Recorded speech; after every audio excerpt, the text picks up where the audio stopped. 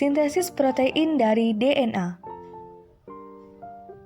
Berikut ini adalah sel, yaitu unit dasar dari semua jaringan hidup. Dalam kebanyakan sel manusia, struktur yang disebut dengan nukleus, inti yang berisi gen-gen pada manusia. Gen menjadi 23 pasang kromosom. Setiap kromosom mengandung uraian panjang DNA tersusun erat di sekeliling protein yang disebut histon. Dalam DNA ada bagian disebut dengan gen. Gen-gen ini berisi petunjuk untuk membuat protein.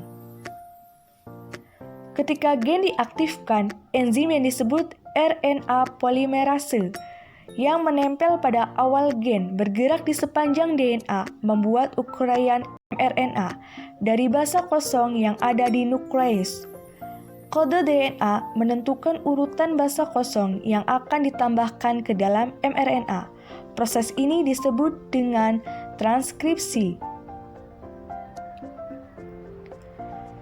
Messenger RNA. Sebelum messenger RNA dapat digunakan sebagai tim pack untuk produksi protein perlu diproses. Ini melibatkan penghapusan dan penambahan bagian dari RNA. mRNA kemudian bergerak keluar dari inti sel menuju bagian sitoplasma.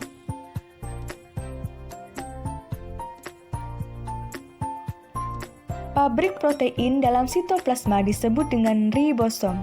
Mengikat mRNA ribosom membaca kode mRNA untuk menghasilkan rantai yang terdiri dari asam amino. Ada 20 jenis asam amino.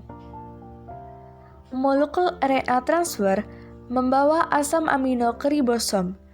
Ketiga basa menyusun mRNA dibaca sekaligus. Ketiga-tiga basa dibaca sebuah transfer memberikan asam amino yang sesuai. Hasilnya ditambahkan membentuk rantai dari asam amino. Setelah asam amino terakhir, telah ditambahkan rantai asam amino, terbentuklah 3D untuk membentuk protein. Terbentuklah protein.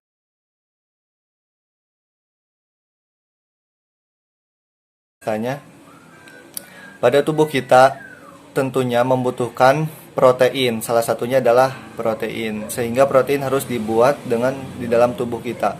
Proses pembuatan protein ini dikenal sebagai sintesis protein. Tapi pernah gak sih kita bertanya-tanya bahwa tubuh kita membutuhkan protein? Protein memainkan peranan penting di dalam tubuh kita, diantaranya untuk transportasi zat, untuk pembentukan enzim, berperan dalam kekebalan tubuh, dan masih banyak lagi. Untuk itulah kita sangat memerlukan protein. Lalu bagaimana proses terjadinya sintesis protein? Secara umum, sintesis protein terdiri dari 2 tahapan. Yang pertama ada transkripsi dan yang kedua ada translasi. Transkripsi merupakan proses pembuatan salinan mRNA yang berasal dari DNA. Sedangkan translasi adalah merupakan proses penerjemahan mRNA menjadi protein. Jadi singkatnya, sintesis protein adalah proses DNA menjadi mRNA, lalu mRNA menjadi protein.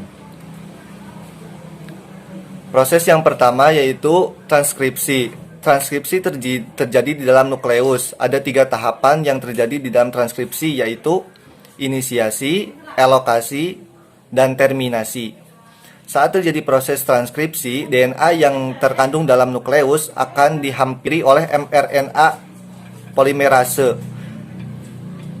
Inisiasi terjadi saat mRNA polimerase melekat pada dinding protein. Pada saat itu, mRNA polimerase akan membentuk mRNA melalui cetakan DNA plek. Poin yang harus diingat pada transkripsi adalah adenin pada DNA akan berpasangan dengan urasil pada mRNA. Timin pada mRNA akan berpasangan dengan adenin pada mRNA. Guanin pada DNA akan berpasangan dengan sitosin pada mRNA. Sitosin pada mRNA akan berpasangan dengan guanin pada mRNA. Itulah hal yang perlu diingat dan dicatat. Kemudian RNA polimerase akan melakukan penghitungan dari arah 5 menuju arah 3. Translasi ini translasi terjadi ketika mRNA sudah terbentuk. Maka mRNA ini bisa membawa kode hasil salinan DNA ke ribosom. mRNA ini berisi kumpulan dari kodon-kodon DNA. Setelah tiba di ribosom, maka proses translasi itu dapat dimulai. Translasi merupakan proses penerjemahan kode DNA sehingga menghasilkan rantai polipeptida penyusun protein. Nah, ada 3 tahapan proses terjadinya translasi. Yang pertama, tahap pertama translasi yaitu inisiasi. Pada tahap ini, kodon pertama mRNA yang bertemu dengan ribosom disebut kodon start. Nah, tahap yang kedua, tahap setelah inisiasi adalah tahap elongasi. Pada tahap elongasi ini, kodon yang dibawa mRNA akan diterjemahkan menjadi asam amino. Setelah itu, masing-masing asam amino akan digabungkan oleh tRNA. tRNA ini yang membawa asam amino untuk disusun menjadi protein. Gabungan dari asam amino tersebut akan membentuk rantai polipeptida. Selanjutnya, tahap terminasi, tahap yang terakhir. Pada tahap terminasi, proses translasi berakhir ketika salah satu kodon stop bertemu dengan ribosom, sehingga translasi berakhir.